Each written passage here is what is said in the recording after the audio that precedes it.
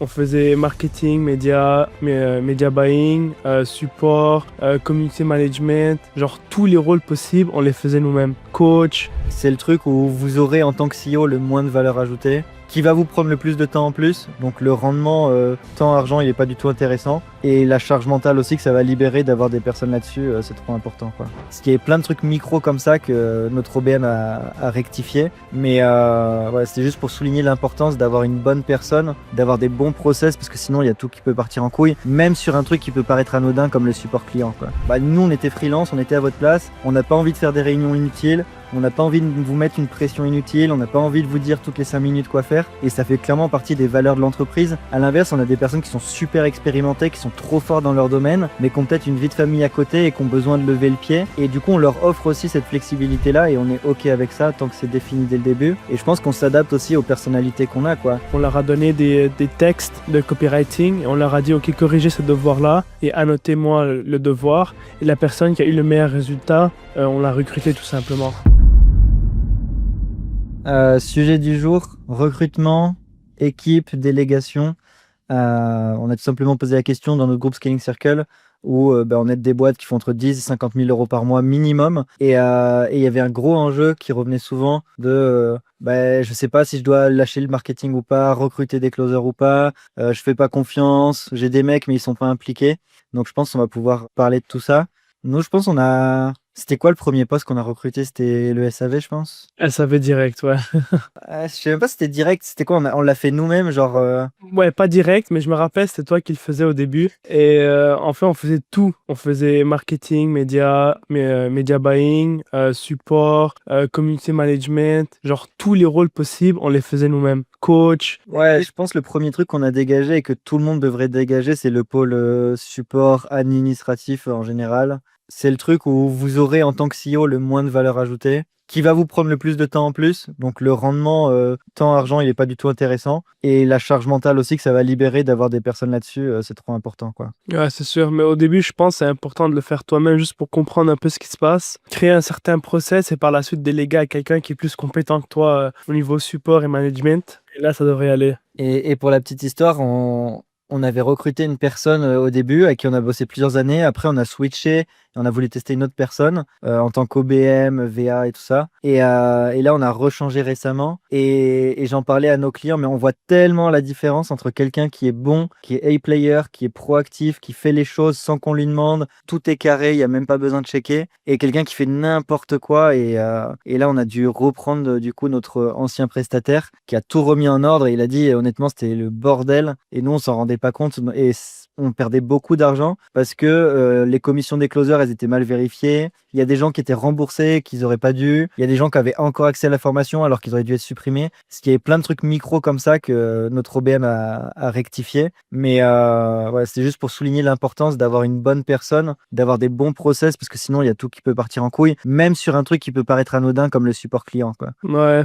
Je pense qu'on peut faire, c'est peut-être parler des tâches qu'on ne doit pas déléguer et des tâches qu'on doit déléguer absolument. Ouais, vas-y, ouais. Bah, qu'est-ce que tu garderais, toi, absolument? Bon, après, nous, on a un biais parce qu'on est marketeur, donc voilà. Ouais, mais je pense qu'il faut calculer un peu ton taux horaire. Ça, on l'a fait plusieurs fois et je pense que tu l'as dit dans tes vidéos. Mais en gros, l'input qui va nous rapporter le plus d'argent, selon moi en tout cas, c'est vraiment le marketing. Et vu qu'on est fort dedans, ben, on fait. Et personnellement, j'ai trop peur de déléguer par exemple YouTube Ads à quelqu'un parce que je connais pas quelqu'un qui maîtrise aussi bien dans la niche de l'infoproduit high ticket. Et si jamais je délègue cette position ou ces tâches-là à quelqu'un d'autre, on risque de perdre, d'avoir moins de calls, moins de cash, moins d'ROAS parce que la personne n'est pas aussi compétente. S'il y avait quelqu'un de vraiment compétent et peut-être meilleur que moi, c'est sûr qu'il y en a, mais je les connais pas. On délèguerait, mais je pense le input, le retour sur investissement est juste trop élevé pour déléguer ça à quelqu'un. Ouais, je pense qu'il faut clairement choisir les tâches. En fait, c'est ce que je disais avec le support. C'est quelle est la valeur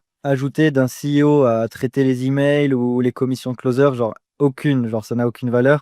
Alors, quel est l'intérêt pour lui de gérer sa sales team ou gérer son tunnel ou son marketing? Ben là, c'est super important. Donc, pour moi, les deux trucs qu'il faut pas déléguer, enfin idéalement, c'est soit vous êtes très bon en sales et vous continuez d'être un peu le head of sales dans l'entreprise, c'est vous qui écoutez les closers, vous coachez, vous managez, et vous n'êtes pas bon en marketing et vous pouvez le déléguer, ou soit vous êtes bon en marketing et dans ce cas déléguer le sales. Mais je trouve que déléguer les deux, c'est faisable. Je dis pas que c'est impossible, mais sur un business à étiquette, c'est vraiment laisser la responsabilité complètement dehors. Et du coup, ça veut dire qu'on gère ni le sang du business, donc le lead flow, donc les ads, ni la conversion, donc les closers. Et si on n'a aucun contrôle sur les deux, bah, c'est les deux variables les plus importantes. Et ça peut marcher encore une fois, mais le business, je pense qu'il est à risque, quoi. Parce que tu dépends de deux personnes externes. Ouais, c'est pour ça aussi que c'est super important de trouver quelqu'un de super compétent dans ce rôle, surtout Head of Sales.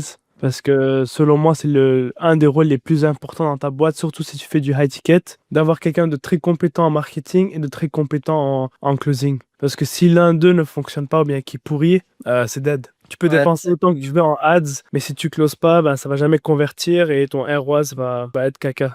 ouais, c'est pas l'un ou l'autre, c'est les deux, clairement. Ouais. Et c'est souvent un gros challenge des clients qu'on accompagne. Ils n'ont pas un pôle vente qui est structuré, qui leur permet pas d'absorber plus de volume, ou alors ils n'ont pas la capacité de générer plus de volume avec leur marketing. Et donc, c'est vraiment les deux qui doivent travailler main dans la main et dans la même direction. Et c'est trop important. Enfin, juste être fort en marketing, ça suffit pas selon moi. Et juste être super fort en sales, ça suffit pas non plus. Et j'ai l'exemple d'un mec qui avait une boîte très orientée sales. Il a craché sa boîte parce que justement, il s'était pas entouré des bonnes personnes au marketing. Et même s'il avait des tueurs en closing, il générait pas de call. Donc en fait, à un moment donné, tu peux pas.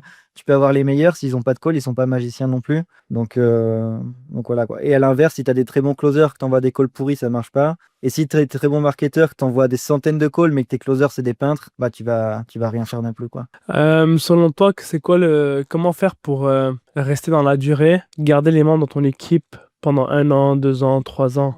Ouais, nous, je pense qu'on a la chance tous les deux d'avoir été prestataires en freelance. Donc, on a été nous-mêmes membres d'une équipe et je pense qu'on a vécu des expériences positives comme négatives. Et du coup, on sait ce qu'on veut pas reproduire dans notre équipe. Et on a une expérience commune là-dessus où on n'aimait pas forcément le style de management et le style de gestion de l'équipe. Mais du coup, dès le début, on a toujours dit à notre équipe, bah, nous, on était freelance, on était à votre place, on n'a pas envie de faire des réunions inutiles, on n'a pas envie de vous mettre une pression inutile, on n'a pas envie de vous dire toutes les 5 minutes quoi faire. Et ça fait clairement partie des valeurs de l'entreprise parce que nous-mêmes, on l'a vécu. Et ça, je pense que c'est important et c'est une des raisons pour lesquelles on arrive à avoir une bonne culture, même s'il y a plein d'autres choses, on pourra en parler, de la vision, tout ça. Mais je pense le fait qu'on ait été prestataire, je me souviens, enfin, on faisait jamais de call d'équipe pendant genre 2-3 ans. On avait plein de personnes dans l'équipe. Il y en a que moi, j'avais jamais vu ou que toi, tu connaissais même pas, que je gérais de mon côté et inversement. Et pourtant, on avait quand même une équipe impliquée parce que c'était cool de bosser chez nous, quoi. Ouais, c'est vrai. Il y a aussi surtout la vision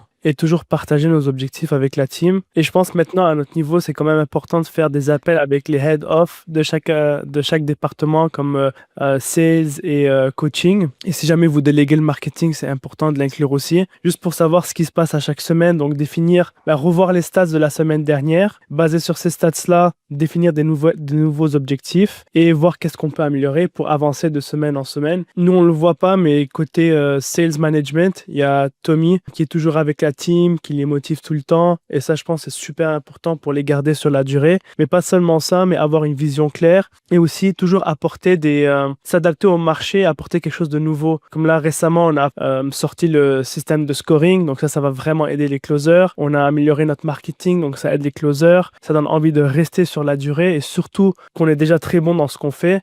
Les gens veulent s'entourer des personnes qui sont compétentes, qui ont une vision, qui sont là sur le long terme. Donc, je pense que c'est important de partager tout ça avec la team, de s'adapter, d'apporter des nouveautés pour... voilà.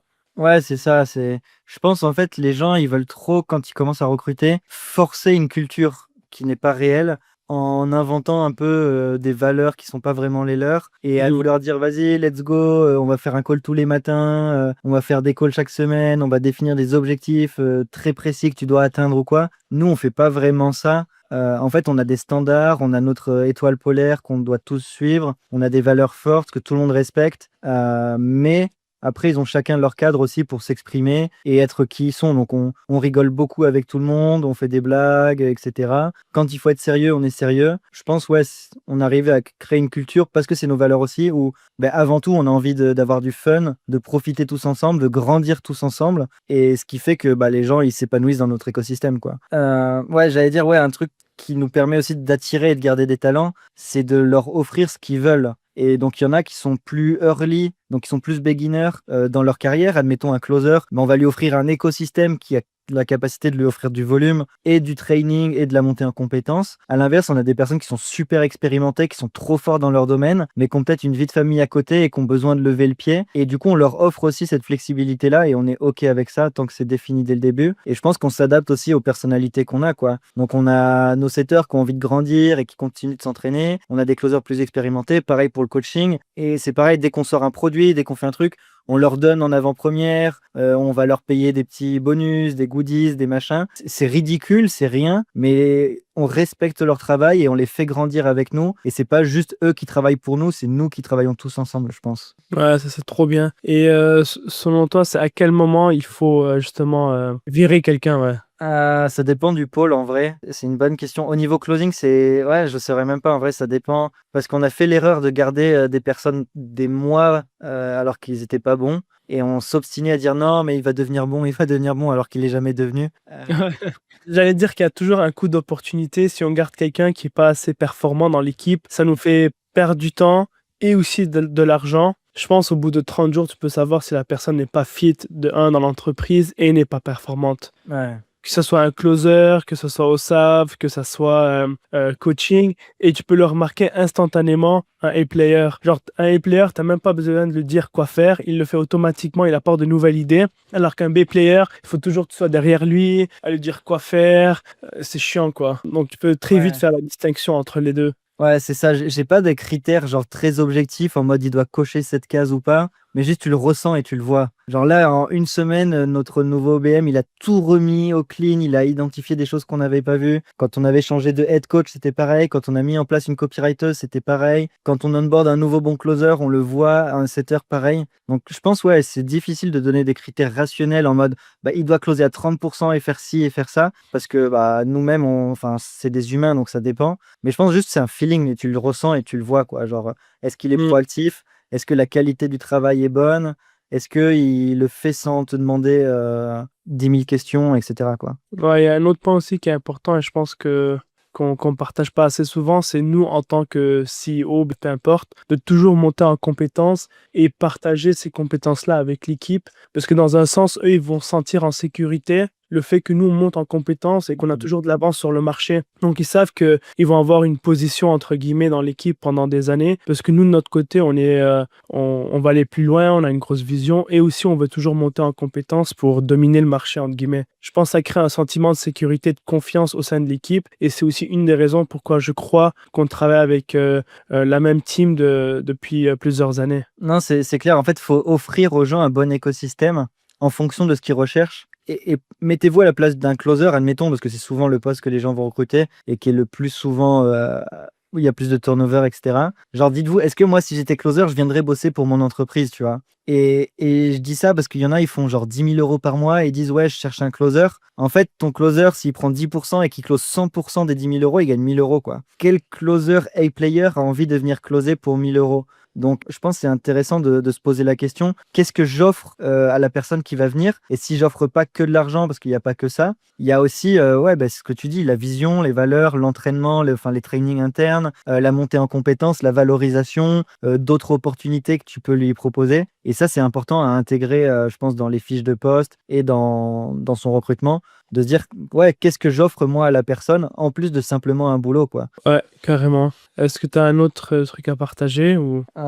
Ouais, en vrai, hein, je pourrais parler une demi-heure dessus, mais je pense faut être très clair sur ce qu'on recherche au début. Donc avoir une fiche de poste avec des attentes. Genre, qu'est-ce que vous voulez concrètement pour pas qu'il y ait des mismatchs. Admettons, je sais pas, on recherche un coach. Ben, le coach, je veux que tu fasses 2 lives par semaine, je veux que tu répondes à tout le monde sous 72 heures, je veux que tu sois disponible si besoin, j'en sais rien, je dis n'importe quoi. Parce que si tu recrutes juste comme ça à l'arrache, ce que tout le monde fait, tu risques d'avoir des mauvais fits et encore une fois de perdre du temps, perdre de l'argent du coup et avoir un coup d'opportunité, quoi. Ouais, c'est trop important d'établir les attentes dès le début, sinon ça va partir en couille après et il n'y aura plus rien qui va fonctionner. Et un truc qu'on faisait pas trop avant et qu'on fait plus maintenant, c'est d'avoir un vrai process de recrutement.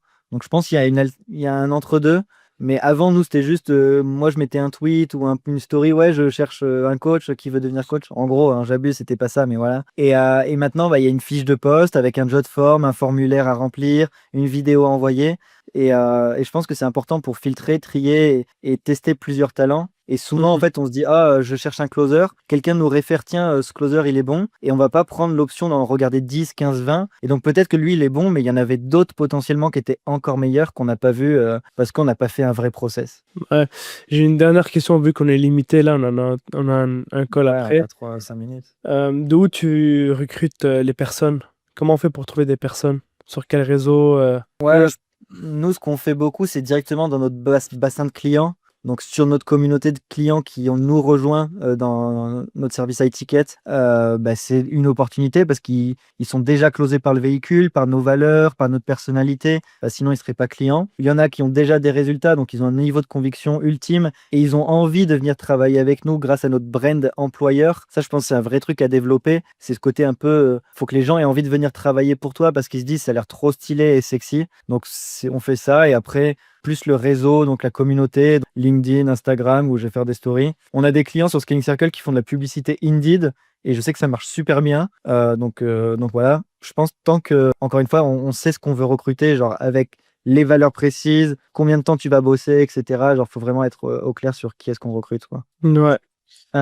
Juste un petit point que je voulais rajouter, c'était aussi, ça sert à rien de partir dans des process, genre comme si vous étiez Microsoft ou Netflix. Ouais, ils ont des process de recrutement et ils ont cru que c'était la NASA, genre il y a 10 000 trainings, 10 000 tests et tout. Moi, je trouve ça un peu overkill, genre à un moment donné, enfin, on a des jobs qui sont quand même simples et de toute façon, il faut tester la personne sur le terrain. C'est Tanner Sidester qui m'avait dit ça. Il a dit comment je sais que quelqu'un est bon au basket. Je lui balance un ballon dans les mains et je lui dis shoot. Et je vois si son shoot il est pourri ou pas. Ben, un coach, un closer, une VA, c'est pareil.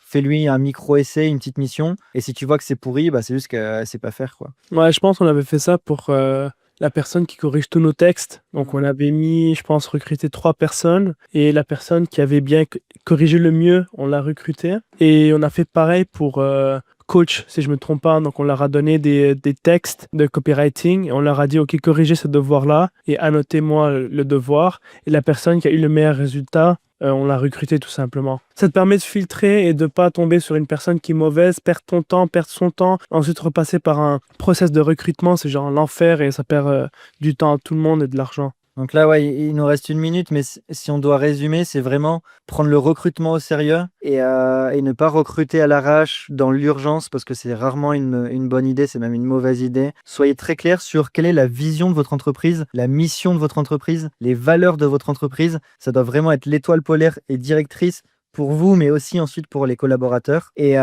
faites faire aux gens ce qu'ils vont faire dans la boîte pour voir s'ils sont bons, tout simplement. Et déjà, juste avec ça, c'est bon. Et après, créez vraiment un écosystème où les gens sont heureux de bosser avec vous. Vous les récompensez, vous les valorisez, vous leur dites, vous leur faites savoir avec des cadeaux, des bonus, des messages. Ça peut être tout et n'importe quoi. Je me souviens, on avait envoyé des fleurs à Céline, par exemple. Elle était super heureuse.